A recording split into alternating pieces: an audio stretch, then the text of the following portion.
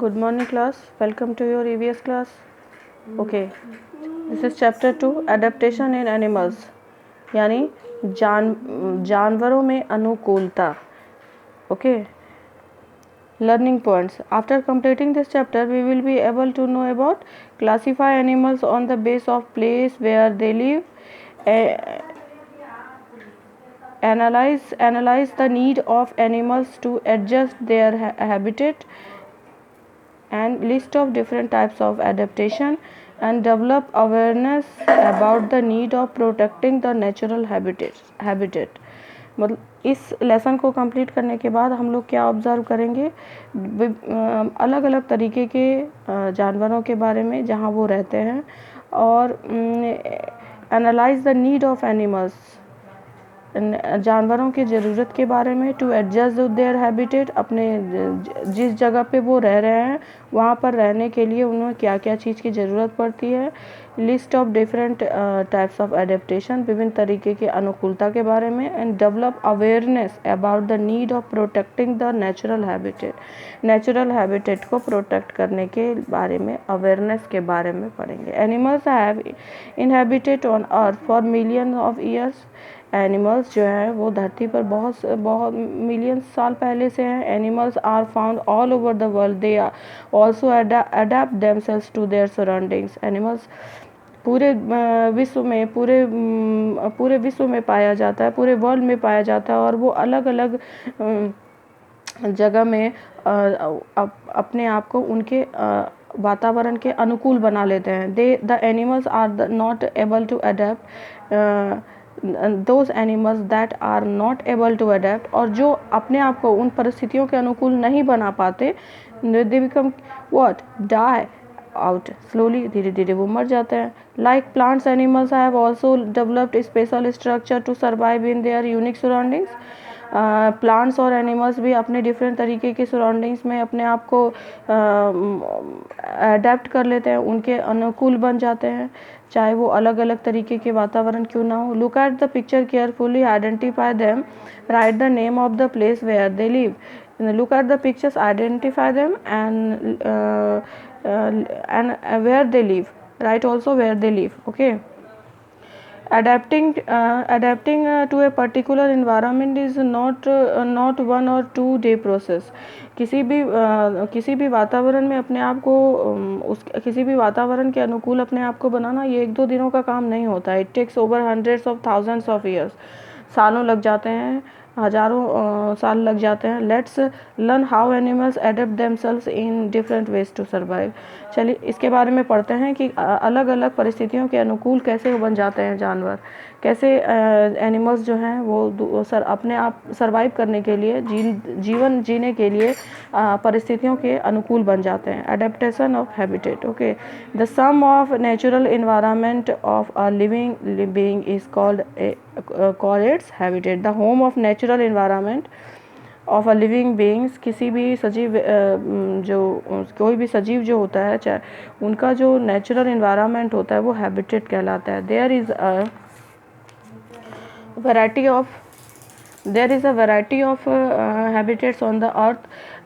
धरती पे बहुत सारी तरीके के वैरायटी के हैबिटेट है. ठीक है, रहने की जगह. Animals can therefore be grouped as terrestrial, aquatic, amphibian, aerial, and arboreal on the basis of habitats they live in. अलग अलग सारे जानवर एक ही जगह पे नहीं रहते. कुछ धरती पे रहते हैं, कुछ पानी में रहते हैं, कुछ पेड़ पौधों पे रहते हैं, कुछ उड़ने वाले होते हैं. तो उनके अलग अलग तरीके के आधार पर उनके अलग अलग कैटेगरी में उनको रखा गया है, उनका अलग अलग नाम है. Okay, let's start. First, territorial animals like dog, cats, horses and lions etc. which live on the land are called terrestrial animal. ये वो जानवर होते हैं जो धरती पर रहते हैं. इन्हें थलचर भी बोलते हैं, स्थलचर भी बोलते हैं, जो धरती पर रहने वाले जानवर होते हैं. They have legs to walk, to run and ground. उनके पास पैर होते हैं चलने के लिए। They have lungs to breathe, lungs होता है सांस लेने के लिए। Some animals like snakes do not have legs, कुछ ऐसे भी होते हैं जैसे स्नेक है, उनके पास लेग नहीं है। दे हैव प्लेट्स और scales which help them to crawl, रेंगने में उनकी मदद करते हैं क्या, उनके शरीर पे जो स्केल्स होते हैं। Okay, they have well developed nervous system and sense organs which enable them to sense change in the surroundings। उनके पास ऐसे डेवलप्ड सेंस ऑर्गन होते हैं कि अगर इन्वायरमेंट में कुछ चेंज होता है तो उनको पता चल जाता है। Okay, second number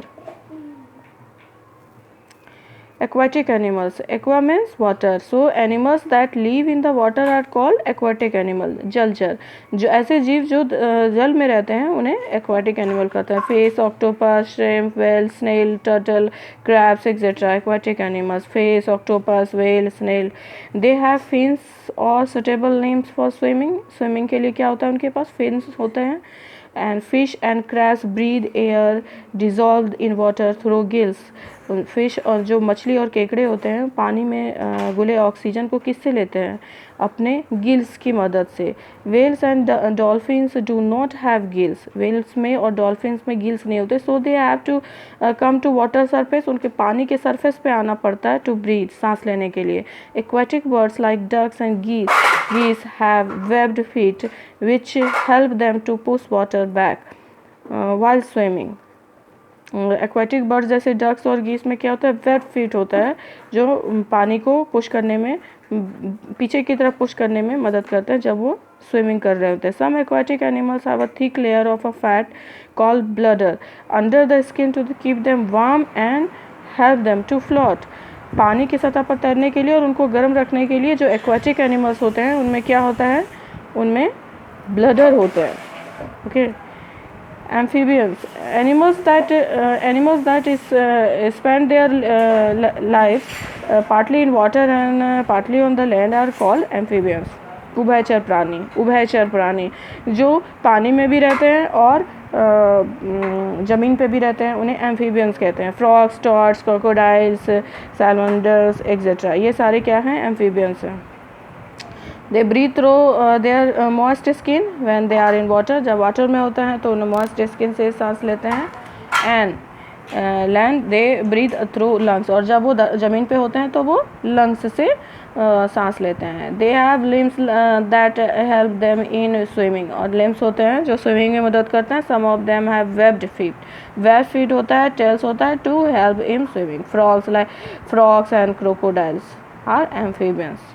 okay, 4 number aerial animals that हवाई जानवर जो हवा में उड़ते हैं। Animals that fly in the air are called aerial animals. They have wings to fly, they are light weight due to the hollow of the light bones on the and feathers. ये हल्के होते हैं क्योंकि इनके जो bones होते हैं वो खोखला टाइप होता है, उनके अंदर कुछ ऐसा ज़्यादा भरा नहीं होता। फीदर्स कीप देम वार्म, उन पंख जो है उन्हें गर्म रखते हैं। एंड हेल्प ड्यूरिंग फ्लाइट, और उड़ने में भी मदद करते हैं। Shape of their bodies are boat like, और उनकी बॉडी कैसी होती है, बोट के नाव के आकार की होती है। Help them to push through in air, जिससे वो हवा में उड़ने में मदद करते हैं। They have flight muscles to fly and their toes and claws help them to perch on, उनके टोज और क्लॉज जो हैं उनको किस मदद करते हैं द ब्रांचेस ऑफ ट्री, पेड़ के टहनियों को पकड़ने में। Arboreal animals who spend most of their time on trees are called arboreal animals। ऐसे जानवर जो अपना मोस्टली टाइम जो है वो पेड़ पे रहते हैं। monkeys, apes, lizards, squirrel, ये सारे क्या हैं, arboreal animals। they have strong arms, मजबूत हाथ होते हैं। legs to climb the trees, मजबूत हाथ पैर होते हैं ट्री पे चढ़ने के लिए। the spines or plates of their bodies prevent them slipping while sleeping or climbing। जब वो चढ़ते हैं तो उनके जो स्पाइंस होते हैं मदद करते हैं। they have claws and broad hips, girdles to support their body while climbing। Okay, their fingers and thumbs are shaped in such a way that they can hold the branches firmly. उनके fingers और thumbs ऐसे होते हैं, जब वो ऊपर चढ़ते हैं तो शाखाओं को मजबूती से पकड़ लेते हैं. Monkeys use their tail in grip branches and hang down for swinging. और monkeys जो हैं अपने monkeys use their tails, अपनी पूंछ को भी और to grip branches, पूंछ से ब्रांच को, उनकी शाखाओं को मजबूती से पकड़ लेते हैं और झूलते रहते हैं, है ना. Okay, rest of lesson we will discuss rest of lesson in second video and read this lesson carefully. Okay, bye children, take care.